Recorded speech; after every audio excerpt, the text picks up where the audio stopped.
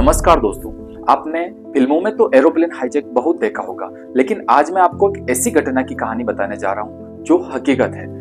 आज अगर आप हवाई जहाज में बैठते हैं तो आपको सुरक्षा जांच से गुजरना पड़ता है।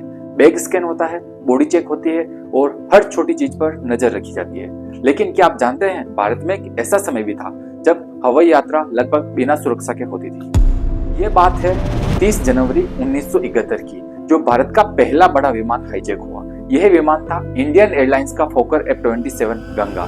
आज की ये वीडियो सिर्फ एक हाईजैक की कहानी नहीं है, बल्कि ये कहानी है राजनीति, कश्मीर, पाकिस्तान और एक ऐसी घटना की जिसने भारत पाक के रिश्तों की दिशा बदल दी। यह घटना 30 जनवरी 1971 की है। इंडियन एयरलाइंस का फोकर F-27, जिससे गंगा नाम दिया गया था, श्रीनगर से जम्मू शतावरी एयरपोर्ट जा रहा था। यह एक छोटी घरेलू उड़ान थी। विमान में कुल 26 यात्री, कुछ क्रू मेंबर, ज्यादातर आम नागरिक। उस समय न कोई कॉकपिट लोग, न आज जैसी सिक्योरिटी, न एयर मार्शल। अब मैं ले चलता हूँ उस घटना की ओर। आपको ये लोग एरोप्लेन में चढ़ते हुए दिखाई दे रहे होंगे। सब कुछ बहुत सामान्य लग रहा था, लेकिन इसी विमान में बैठे थे दो ऐसे लोग जिनका इरादा कुछ और ही था। अब सवाल उठता है, विमान हाईजैक किसने किया? तो मैं बता देता हूँ उन दो लोगों ने, जिनका नाम था हाशिम कुरैशी और उसका चचेरा भाई अशरफ कुरैशी। ये दोनों जुड़े हुए थे नेशनल लिबरेशन फंड NLF से। बाद में यही संगठन Jammu Kashmir liberation fund JKLF कहलाया। इनका मकसद क्या था? इनका कहना था, हम कश्मीर की आजादी के लिए लड़ रहे हैं। लेकिन सवाल यह है, अगर मकसद आजादी था तो एक यात्री विमान को हाईजैक क्यों किया गया?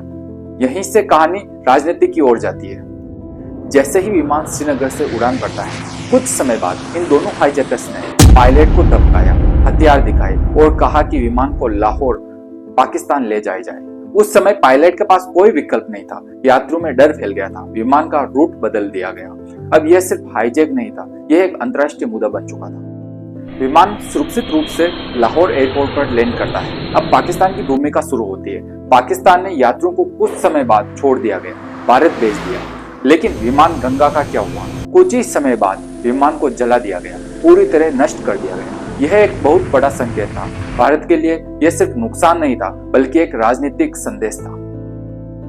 अब यहीं से विवाद शुरू होता है। कहीं भारतीय अधिकारियों और विश्लेषकों का मानना है यह हाईजैकर्स पूरी तरह स्पॉन्टेनियस नहीं था। इसके पीछे पाकिस्तान की रणनीति हो सकती है। क्यों?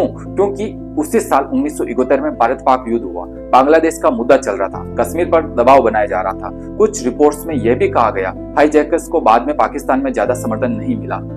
खुद हाशिम कुरैशी ने बाद में पाकिस्तान की आलोचना की। तो सवाल उठता है, क्या हाईजैकर्स का इस्तेमाल किया गया? क्या यह आतंकवाद था या राजनीतिक मोहरा? इस घटना के बाद भारत ने पाकिस्तान के साथ हवाई सेवा बंद कर दी, सुरक्षा नियम सख्त किए। पहली बार सिक्योरिटी पर गंभीरता से काम शुरू किया गया। यहीं से हवाई अड्डों पर चेकिंग बढ़ी, कॉकपिट सुरक्षा आई, भविष्य की हाईजैकिंग को रोका गया। यानी एक घटना ने पूरे सिस्टम को बदल दिया। 30 जनवरी 1971 का दिन सिर्फ एक विमान हाईजैक की तारीख नहीं है। यह दिन हमें सिखाता है, सुरक्षा को हल्के में नहीं लेना चाहिए। राजनीति में आम लोग सबसे ज्यादा परेशान होते हैं और हर आजादी की लड़ाई सही नहीं होती। आज जब हम सुरक्षित उड़ान भरते हैं तो इसके पीछे ऐसी घटनाओं का इतिहास छुपा होता है। इतिहास सिर्फ तारीख नहीं होता, इतिहास फैसलों का नतीजा होता है। मैं अगला वीडियो किस मुद्दे पर बनाऊं, कमेंट करें।